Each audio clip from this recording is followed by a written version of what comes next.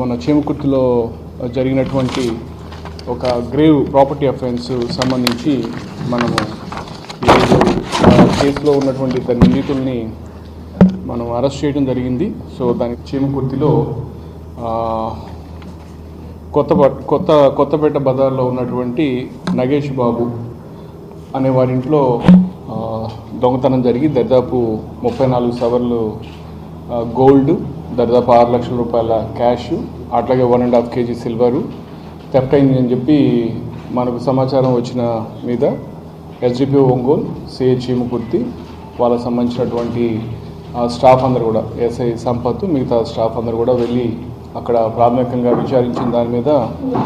మనకు వచ్చినటువంటి అఫెండరు పైన రూఫ్లోంచి కిందకు వచ్చి అఫెన్స్ చేసినట్లుగా మనకు ప్రాథమికంగా తెలిసింది. సో వెంటనే మనము దీనికి సంబంధించి దాదాపు ఒక 5 టీమ్స్ ఫామ్ చేసుకొని ఇక్కడ ఉన్నటువంటి సబ్ ఇన్స్పెక్టర్స్ అందరూ కూడా, ఎస్ఎన్ పాడు ఉన్నారు, అట్లాగే ఎస్ఐ సుదర్శన్, తర్వాత పోతే ఇంకా ఎస్ఐ మద్దిపాడు, అందరు కూడా మొత్తం ఒక 5 టీమ్స్ దాకా పెట్టుకొని దీని మీద ఎఫర్ట్స్ చేయటం. అట్లాగే మా ఫింగర్ ప్రింట్ ఇన్స్పెక్టర్ రవీంద్ర కూడా వాళ్ళ టెక్నికల్ టీమ్ తోటి, క్లూస్ టీమ్ తోటి సీన్ అంతా కూడా ప్రాపర్గా ఇన్స్పెక్ట్ చేసి సీన్ ప్రిజర్వేషన్ ప్రాపర్గా చేసిన దాని మీద మనకు ఆ రోజు మంచి లీడ్ రావడం జరిగింది. అక్కడ ఉన్నటువంటి సీన్లోంచి మనం కొన్ని ఫింగర్ ప్రింట్స్ లిఫ్ట్ చేయటము,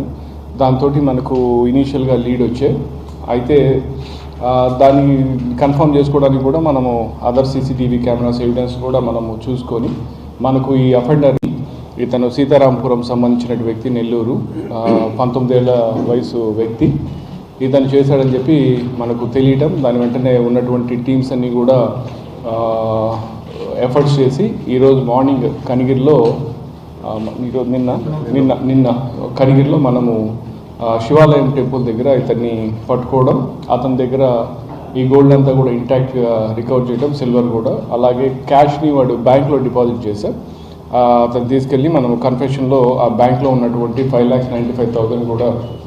అమౌంట్ని కూడా అంతా విత్డ్రా చేసి 100% రికవరీ చేయడం జరిగింది.